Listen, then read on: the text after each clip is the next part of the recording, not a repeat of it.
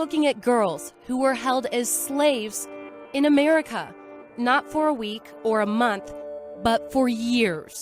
The girls were forced to work in hair braiding salons, serving customers all day, right out in the open. Their captors took all the money the girls earned, every penny.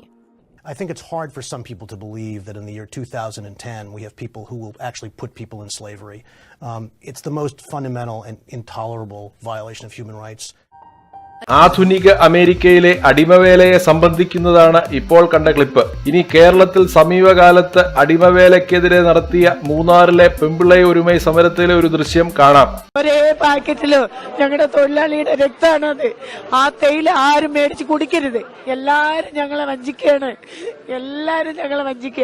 അതേസമയം സമരമുഖത്തേക്ക് പുറപ്പെട്ടവരെ trade യൂണിയനുകൾ ആക്രമിച്ചതായി തൊഴിലാളികൾ പറഞ്ഞു. ഞങ്ങൾ ഇല്ലാമ union ഇല്ല, union ഇല്ലാമ ഞങ്ങൾ ഇല്ലാമ union തലവറും ഇല്ല.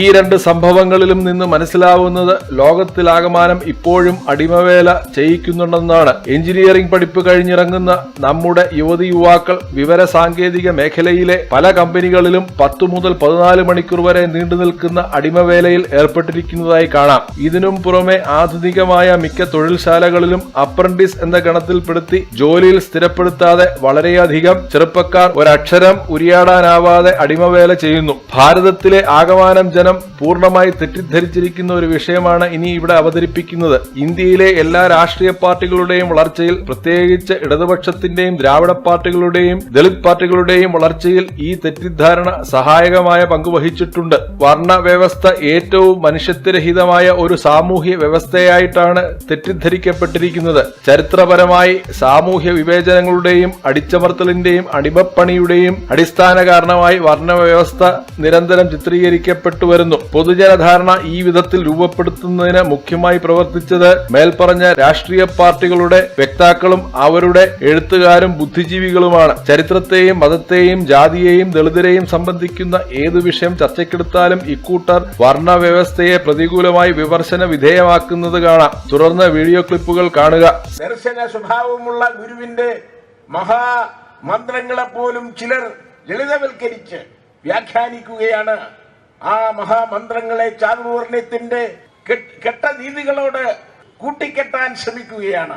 KPCC general secretary Shri M Liju, നിങ്ങൾ അധികാരത്തിൽ വന്നതിന് ശേഷമാണ് മദ്രാസ് IITയിൽ 2 തരം മെസ്സ് ഏർപ്പെടുത്തിയത്.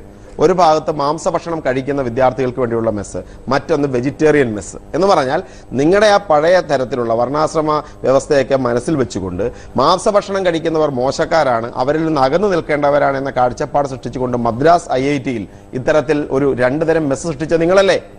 അത് നിഷേധിക്കാൻ സാധിക്കുമോ? മാംസഭക്ഷണം കഴിക്കുന്ന ഒരു മോശക്കാരാണോ? SFI അഖിലേന്ത്യാ പ്രസിഡന്റ് ഡോക്ടർ B ശിവദാസൻ, അത്രമേൽ വിദ്യാർത്ഥികൾ, കർഷക തൊഴിലാളിയുടെ, ദളിതന്റെ മക്കൾ വേദനിക്കപ്പെടുന്ന, അവർക്ക് ക്ലാസ് മുറിയിലേക്ക് കടന്നു ചെല്ലാൻ പറ്റാത്ത ഒരു അന്തരീക്ഷമാണോ അവിടെ ഒരുക്കിയിട്ടുള്ളത്? BJPയുടെ സവർണ ബോധം, സവർണ രാഷ്ട്രീയം, BJP പഠിപ്പിച്ചുകൊണ്ടിരിക്കുന്ന മനുവാക്യങ്ങൾ കലാലയത്തിനകത്ത് വിദ്യാർത്ഥിനികൾക്ക്, ദളിതന്, താഴേക്കിടയിലുള്ളവർക്ക്, പിന്നോക്കം കിടക്കുന്നവർക്ക് കടന്നു ചെല്ലാൻ പറ്റാത്ത നിലയിലേക്ക് മാറ്റി തീർത്തുകൊണ്ടിരിക്കുകയാണ്.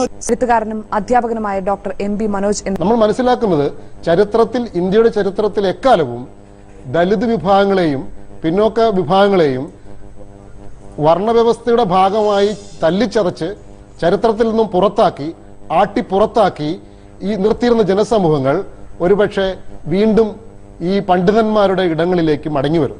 എഴുത്തുകാരി രേഖ രാജ്, ഇതെല്ലാം കൂടി കൂട്ടി വായിക്കുമ്പോൾ ഇന്ത്യയിലെ ക്യാമ്പസ് എത്ര കണ്ട് സവർണർക്ക് അനുകൂലമാണ്, എത്ര കണ്ട് ദളിത് വിദ്യാർത്ഥികൾക്ക് വിരുദ്ധമാണ് എന്നുള്ള ഒരു ചോദ്യമാണ് ഈ ഒരു പ്രശ്നം എല്ലാം തന്നെ ഉന്നയിക്കുന്നതെന്നാണ് ഞാൻ വിചാരിക്കുന്നത്. ശ്രീ JR പത്മകുമാർ, നാളെ ശാസ്ത്രകാരനായി രാജ്യത്തിന്റെ കൂടി അഭിമാനം ഉയർത്തണം എന്ന് സ്വപ്നം കണ്ടൊരു യുവാവാണ്. പിന്നോക്ക സാഹചര്യങ്ങളോട് പടവെട്ടി പൊരുതിക്കൊണ്ട് ഇത്ര വരെയും പഠിച്ചെത്തിയ ഗവേഷക വിദ്യാർത്ഥിയാണ്. സ്വയം ജീവനൊടുക്കാൻ തീരുമാനിച്ചത് കൊലപാതകമാണ് എന്ന് ചൂണ്ടിക്കാണിക്കുന്നവരാണ്. ഇത് സാധാരണ മരണമായി കാണാനാവില്ല എന്ന് ചൂണ്ടിക്കാണിക്കുന്നവരാണ് ഇന്ന് രാജ്യം മുഴുവൻ പ്രതിഷേധം തീർത്തത്. ആരാണ് പ്രതിക്കൂട്ടിൽ നിൽക്കേണ്ടത്? BJP വക്താവ് JR പത്മകുമാർ, ഇതിലെല്ലാത്തിലും നമ്മൾ ഈ ഒരു വലിയ അപകടകരമായ ഒരു വീക്ഷണം നമ്മൾ ജനങ്ങളുടെ മുന്നിൽ അവതരിപ്പിക്കാൻ വേണ്ടി ശ്രമിക്കുന്നുണ്ട്. അത് വലിയ അപകടകരമായിട്ട് ദളിത് അല്ലെങ്കിൽ സവർണൻ, അവർണൻ, എന്താ സംഭവം, ആ സംഭവവുമായി ബന്ധപ്പെട്ട് എന്താണ് സംഭവം എന്ന് മനസ്സിലാക്കാതെ ദളിതനായതുകൊണ്ടാണ് ഇങ്ങനെ ഒരു നിലപാടെടുത്തത്. അവിടുത്തെ ഈ വിദ്യാർത്ഥി സംഘടന ഒരു ഓഗസ്റ്റ് 2015 വിദ്യാർത്ഥി സംഘടനയുമായി ബന്ധപ്പെട്ടാണ് നടപടി. അപ്പൊ ഇതൊക്കെ വളരെ സത്യസന്ധമായ കാര്യങ്ങൾ നമുക്ക് വ്യക്തമാകുമ്പോൾ ഇതെല്ലാം അവർണരെ എതിരായിട്ടുള്ളൊരു ആരോപണമാണ്, രാജ്യവ്യാപകമായി ഇങ്ങനെ ഒരു അസഹിഷ്ണുത ഉണ്ട് എന്ന് വരുത്തി തീർക്കുക എന്നുള്ളത് വളരെ അപകടകരമായ ഒരു അവസ്ഥയാണ്. ആ രീതിയിലേക്ക് ചിന്തിക്കരുത്. CPM-ന്റെ ശ്രീമാൻ അച്യുതാനന്ദൻ, SFI അഖിലേന്ത്യാ പ്രസിഡന്റ് ഡോക്ടർ വി ശിവദാസൻ, കോൺഗ്രസുകാരനും KPCC ജനറൽ സെക്രട്ടറിയുമായ M ലിജു, സർവകലാശാല അധ്യാപകനും ദളിതനുമായ ഡോക്ടർ MP മനോജ്, എഴുത്തുകാരി രേഖാരാജ് തുടങ്ങിയവർ വർണ്ണവ്യവസ്ഥയെ വിമർശിക്കുന്നത് നേരിൽ കണ്ടുവല്ലോ. VS-ന്റെ പരാമർശം BJP SNDP കൂട്ടുകെട്ടിനെ എതിർത്തുകൊണ്ടുള്ളതാണ്. മറ്റുള്ളവർ ഹൈദരാബാദിലെ ദളിത് വിദ്യാർത്ഥിയുടെ ആത്മഹത്യയുമായി ബന്ധപ്പെട്ടുള്ള ചാനൽ ചർച്ചയിൽ പറഞ്ഞതാണ്. എല്ലാ സാമൂഹിക തിന്മകളും സവർണ, അവർണ, ദളിത്, ജാതി ധ്രുവീകരണത്തിനാലാണ് സംഭവിക്കുന്നത് എന്ന് വരുത്തി തീർക്കുന്നതിലെ അപകടം BJP വക്താവ് ജയ പൽപകുമാർ ഉയർത്തിക്കാട്ടുന്നു. വർണ്ണവ്യവസ്ഥ ഇപ്പോൾ നിലവിലില്ലെങ്കിൽ കൂടിയും അത് തീർത്തും വെറുക്കപ്പെടേണ്ട ഒന്നാണോ എന്ന ചോദ്യം മറ്റ് അറിവുകളുടെ വെളിച്ചത്തിൽ ഇത്തരുണത്തിൽ പരിശോധിക്കുന്നത് ഉചിതമായിരിക്കും. തീവ്ര മാർക്സിസ്റ്റ് ചരിത്രകാരനായിരുന്നു RS ശർമ്മ. പ്രാചീന ഇന്ത്യ എന്ന അദ്ദേഹത്തിന്റെ കൃതി വളരെ പ്രശസ്തമാണ്. +2 CBSE സിലബസ് പ്രകാരം സംക്ഷിപ്ത രൂപത്തിൽ അദ്ദേഹത്തിന്റെ മേൽപ്പറഞ്ഞ പുസ്തകം CBSE സ്കൂളുകളിൽ പഠിപ്പിച്ചിരുന്നു. കൂടാതെ സിവിൽ സർവീസ് പരീക്ഷ എഴുതുന്ന ചെറുപ്പക്കാർക്ക് സിലബസ് പ്രകാരം നിർദ്ദേശിക്കപ്പെട്ടിരിക്കുന്നതും ഈ പുസ്തകം തന്നെയാണ്. DC ബുക്സ് മലയാളത്തിലേക്ക് പ്രാചീന ഇന്ത്യ എന്ന പേരിൽ ഇത് തർജ്ജമ ചെയ്തിട്ടുണ്ട്. പ്രാചീന ഇന്ത്യയിൽ അടിമവേല ഉണ്ടായിരുന്നില്ലെന്ന് മാർക്സിസ്റ്റ് ചരിത്രകാരനായ RS ശർമ്മ മനസ്സില്ലാ മനസ്സോടെ അംഗീകരിക്കാതിരിക്കുവാൻ നിവൃത്തിയില്ലാതെ സമ്മതിക്കുന്നുണ്ട്. ഈജിപ്തിലും ഗ്രീസിലും റോമിലും അടിമവ്യവസ്ഥ പരക്കെ നിലനിന്നിരുന്ന സമയത്ത് പോലും ഭാരതത്തിൽ അടിമപ്പണി ഉണ്ടായിരുന്നില്ലെന്ന് അദ്ദേഹം എടുത്തു പറയുന്നു. ഇത് എന്ത് കാരണത്താലാണെന്ന് അദ്ദേഹം വിശദീകരിക്കുക കൂടി ചെയ്തു. ഗീതയിൽ പ്രതിപാദിച്ചിരിക്കുന്ന ചാതുർവർണ്ണ വ്യവസ്ഥ കാരണമായിട്ടാണ് പ്രാചീന ഭാരതത്തിൽ അടിമത്വ രഹിത സ്ഥിതി നിലനിന്നതെന്ന് മുറുമുറുപ്പോടെ അദ്ദേഹം സമ്മതിക്കുന്നു. പക്ഷേ ഈ വിഷയത്തിൽ അദ്ദേഹം സ്വീകരിച്ചിരിക്കുന്ന ഇരട്ടത്താപ്പ് ശ്രദ്ധിക്കേണ്ടത് തന്നെ. ബ്രാഹ്മണരുടെ കുടിലതയാണ് ഇതിന് പിന്നിൽ പ്രവർത്തിച്ചതെന്നാണ് അദ്ദേഹത്തിന്റെ കണ്ടുപിടുത്തം. കളങ്കരഹിതരും വിദ്യാസമ്പന്നരുമായ കുലീന ബ്രാഹ്മണന്മാരുടെ സ്വഭാവ ബൗദ്ധിക പ്രവൃത്തി വൈശിഷ്ട്യം പ്രകീർത്തിക്കാതെ അവർ കൂടി ഭാഗഭാക്കായ ഭരണ സംവിധാനത്തെ ദോഷാരോപണം നടത്തി ജനവിദ്വേഷത്തിന് പാത്രമാക്കുന്ന ഗൂഢാലോചനയുടെ ഭാഗമാണ് അദ്ദേഹത്തിന്റെ ഈ നിരീക്ഷണം. മുൻവിധികളോടെ ഇന്ത്യൻ കൗൺസിൽ ഓഫ് ഹിസ്റ്റോറിക്കൽ റിസർച്ചിന്റെ സ്ഥാപക അധ്യക്ഷൻ കൂടിയായ ഇദ്ദേഹത്തിന്റെ നേതൃത്വത്തിൽ രചിക്കപ്പെട്ട ഭാരതത്തിന്റെ ഔദ്യോഗിക ചരിത്രം പ്രത്യേക രാഷ്ട്രീയ ലക്ഷ്യത്തോടെ രചിക്കപ്പെട്ടതാണെന്നും അതിനാൽ സത്യസന്ധമല്ലെന്നും തെളിയുന്നു. ഇനി പുസ്തകത്തിൽ നിന്നുള്ള പ്രസക്തമായ ഉദ്ധരണി ഇപ്രകാരമാണ്: